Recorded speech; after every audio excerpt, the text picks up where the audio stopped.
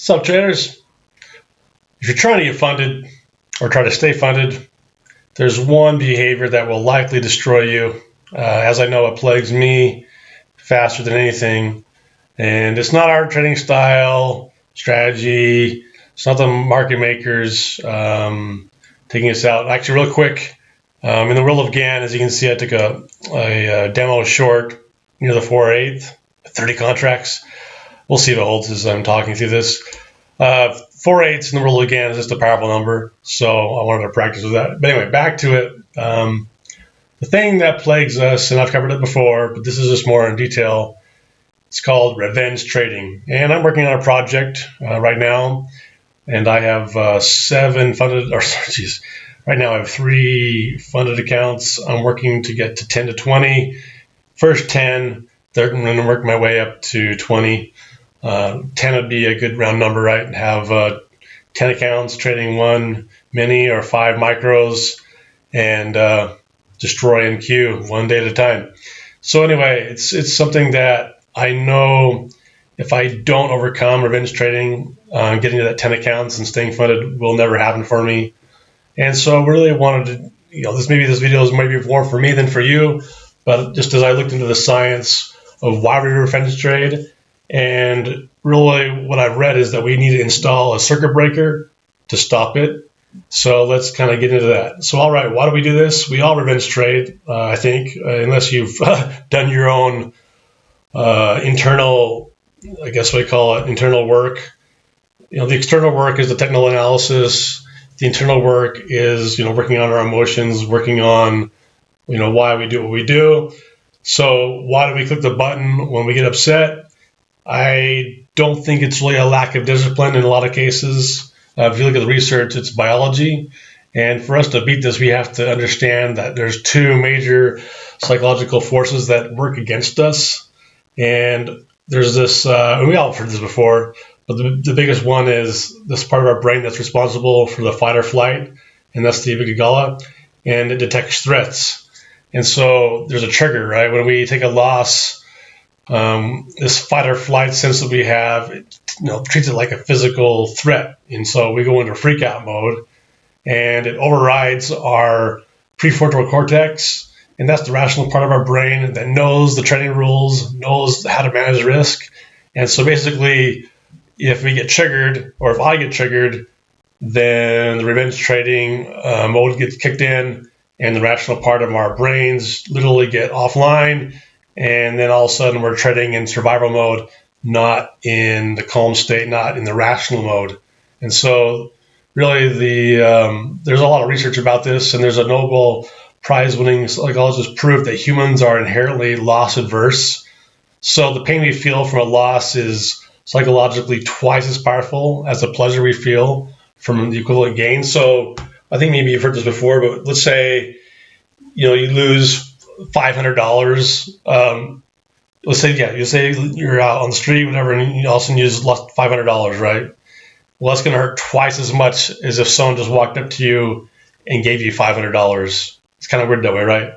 You wouldn't think it'd be that way, but it is.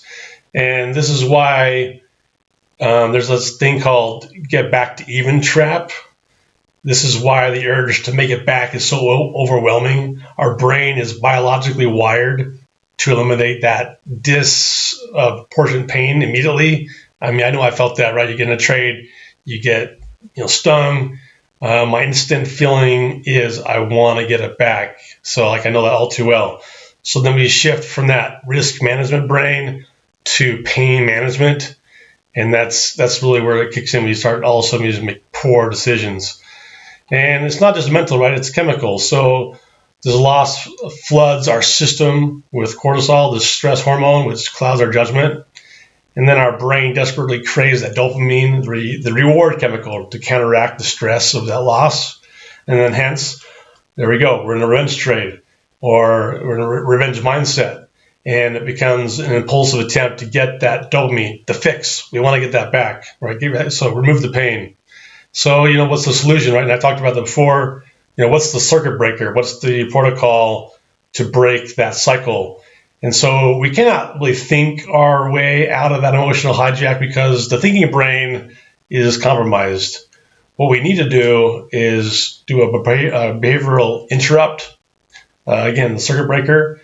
And this is this is a scientific 5-step protocol that it recommends that we implement immediately after every losing trade. So step 1, it's physical interruption. The second we hit our stop, hands off, get off the mouse, keyboard, push the chair back away from the desk, create a physical bubble, physical distance immediately. So again, it creates that space. Number 2, physiological regulation. So it's basically a reset. We need to calm our nervous system. And immediately we need something called the physiological sigh. And it's the fastest way to bring our our prefrontal cortex back online. And so the best way to do this from the research that I found is that you do a deep inhale through the nose, and then at the top, just a short, sharp inhale, then a long, slow pause through the mouth. And you do this 3 times, and it gives you that instant physiological reset. So again, you push yourself away from the desk, you do those 3 quick breaths. Then number 3, they call it the 10-minute lockdown. So this is like a cortisol flush. And this is it should be non-negotiable. When you leave your training desk for 10 minutes, set a timer, walk away, go to another room, drink some water, and you don't look at the chart. That's the biggest key. Why 10 minutes? It takes time for the cortisol, the stress hormone, to dissipate from your bloodstream, and you need that chemical reset barrier. The 4th step is the cognitive review. So after 10 minutes, we return to the desk, and before we even look at a new setup, we need to analyze the loss. Ask yourself, did I follow my rules perfectly? Did I have my emotions in check? All that, whatever questions that would benefit you there. Again, it's just kind of getting yourself reset. If yes, great, it was a good trade. Losses are part of the business, as we know. That's just the way it goes. If no, note the execution and in your journal, and that way you'll know next time, and you'll build that kind of acumen of understanding yourself better. And then the next area is mastering the circuit breaker. So there's a difference between being an impulsive gambler and a professional trader. We know that. In the futures trading world, we're not gamblers. We're more like risk managers. We are not traders. We're waiters. We wait for a setup. We're like fighter jets, right? Our goal, our job should be to, we're up there in the right sky, flying around. We're waiting for that target, and then we swoop down, hit it, and we're out. We're not like a battleship, slowly, like battleships can't move quickly, right? They've got to it's kind of like the big hedge funds. They can't put 1 million orders all at once, right? So for us, though, we can, with our small orders, we can go in and snipe and get in and get out. That's really our edge. So we need 2 hard rules to prevent from spiraling when we're doing this kind of trading. And I call it the 2-strike rule. So we have to implement this. If you take 2 losses, we have to shut down the computer, close the laptop, close the computer, period. Like have a hard set rule, or make it 3, whatever it is.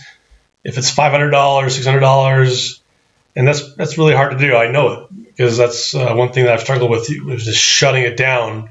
And really, we have to, right? Because 2 or 3 losses signal that the market conditions aren't right, I guess, in the right environment for our setup.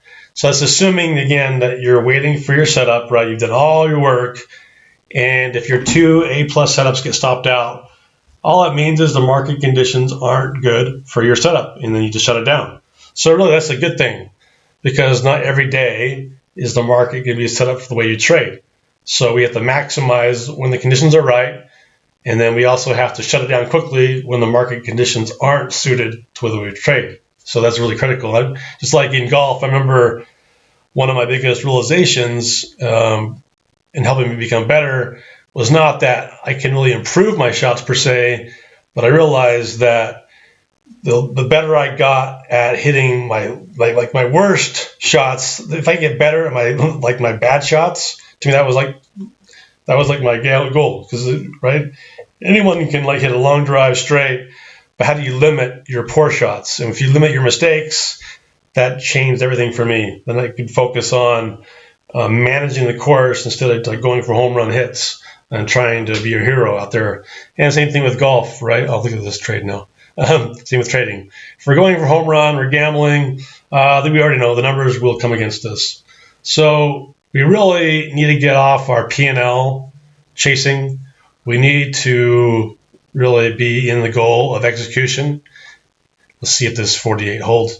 So that's really the main thing, right? We got to focus on execution. So if we want to get funded, stay funded, we need absolute discipline on that end. We can't, like, let's just say I fall into this before at night. I'll open the charges to see what's going on. All of a sudden, things are cruising at a GAN level that I love, and I have taken that trade, but I've definitely taken a lot of this research to heart, and now I just trade in what I call the golden window.